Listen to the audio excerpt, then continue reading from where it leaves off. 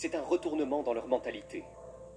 Toutes ces choses qui te sont arrivées dans ta vie, toutes ces mauvaises choses, toutes ces choses que tu reproches aux autres, elles sont maintenant à toi. Tu dois trouver un moyen de reprogrammer ton esprit, de sortir des sentiers battus. Beaucoup de gens vont écouter ça, et ils seront motivés, ils vont s'enflammer. Ils seront tellement remontés que ce n'est même pas drôle. La motivation est vive, elle commence à s'enflammer. Mais cette ardeur, une fois qu'elle s'est consumée, est-ce que c'est si peu ardent? Cela a brûlé. Ça doit être quelque chose de profond à l'intérieur. Donc la motivation, c'est comme ça. Si tu es marié, et que ta femme va bien, et que tes factures sont payées, et que les enfants vont bien, et que le chien va bien, si tout va bien, tu pourrais trouver de la motivation, parce que ta vie est heureuse.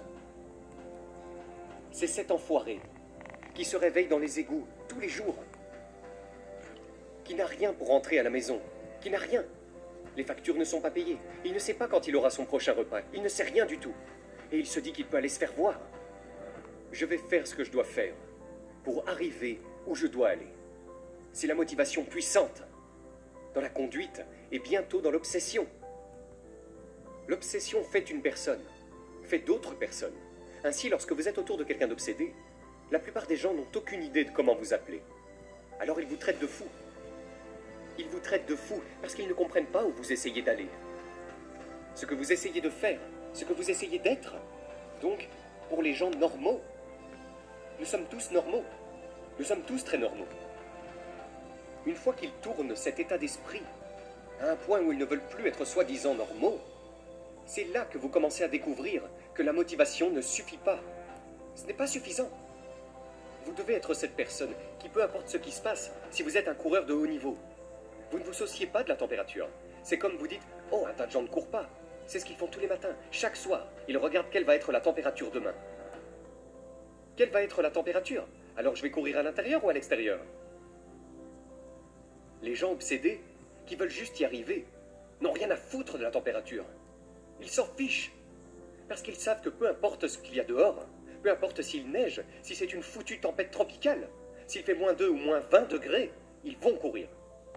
Ils s'en fichent. Donc ils n'ont pas besoin de perdre leur temps à chercher. Je vais juste y aller.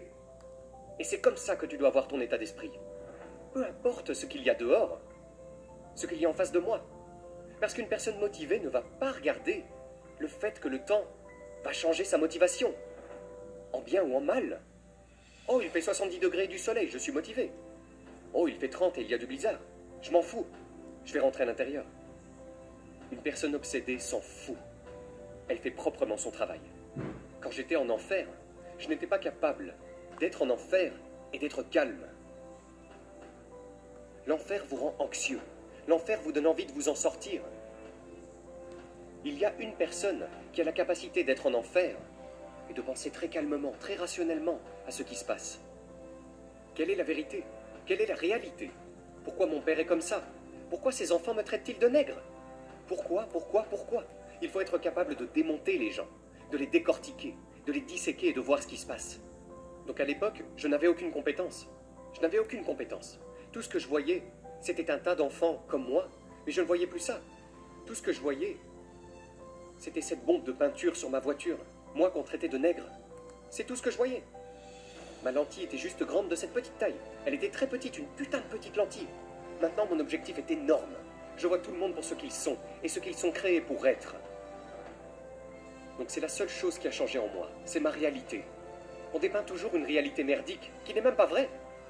Cette réalité est ce que nous pensons être vrai, parce que nos vies ne sont pas ce que nous voulons qu'elles soient. J'ai réalisé que Dieu n'allait pas me donner une carte de sortie de prison. Et depuis ma naissance, jusqu'à l'âge de 19 ans, ma vie a été semée d'embûches. Je me heurtais constamment à des obstacles. Obstacle après obstacle, après obstacle.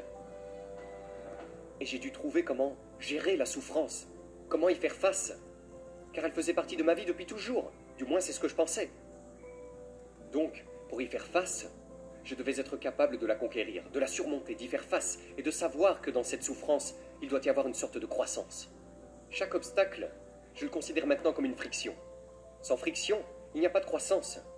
Vous devez avoir des frictions dans votre vie pour grandir. Donc j'ai commencé à regarder toutes ces choses différentes par rapport à la mentalité de qu'est-ce que j'étais, comme oh mon Dieu, regardez ma vie est tellement tordue, je viens de cette famille tordue, je suis battu, je suis abusé physiquement, j'ai commencé à la regarder comme le terrain de l'enfant parfait.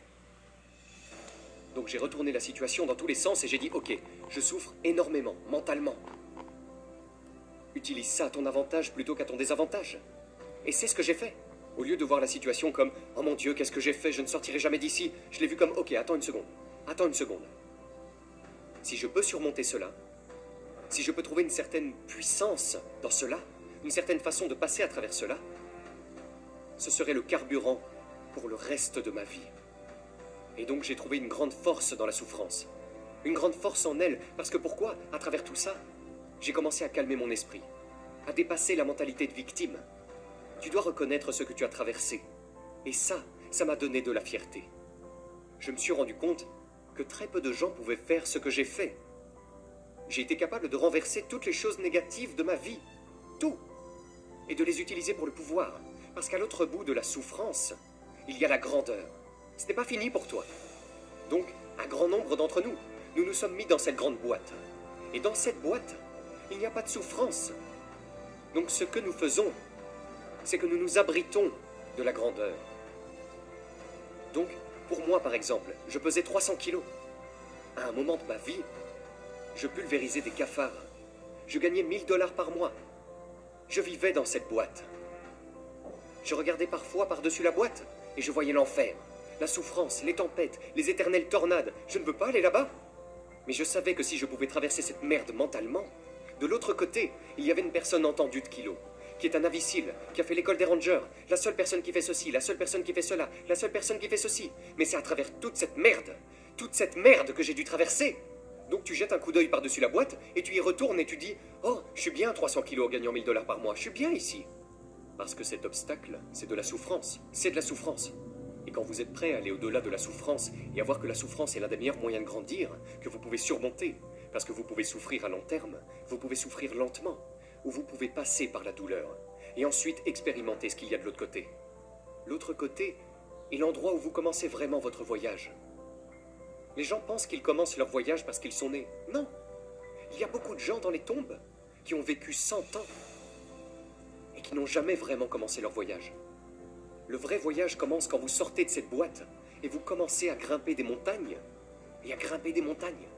Et vous pensez que vous êtes au sommet de la montagne et vous descendez de l'autre côté en pensant « je suis là » et vous levez les yeux en disant « je suis foutu, il y a une autre putain de montagne ». Et ça continue, et ça continue, et ça continue. Et juste quand tu es prêt à abandonner, tu attends cette dernière montagne, tu descends et tu regardes, et tu es là. Et ça commence à avoir du sens pour toi. Ça n'a pas de sens pour vous, jusqu'à ce que vous sortiez de cette putain de boîte. J'ai parlé à tellement de personnes, et ce que je dis n'est pas pour tout le monde. Tant de gens n'ont pas la moindre idée de ce que je dis, parce qu'ils sont dans cette putain de boîte. Et c'est leur cerveau. Le cerveau est une chose très puissante. Il a un avantage tactique sur vous tout le temps. Il connaît vos peurs, vos insécurités. Il sait où vous ne voulez pas aller, donc il vous guidera loin de cela. Et c'est pourquoi le cerveau gagnera toujours, jusqu'à ce que vous le reprogrammiez. Il gagnera toujours, jusqu'à ce que vous le reprogrammiez.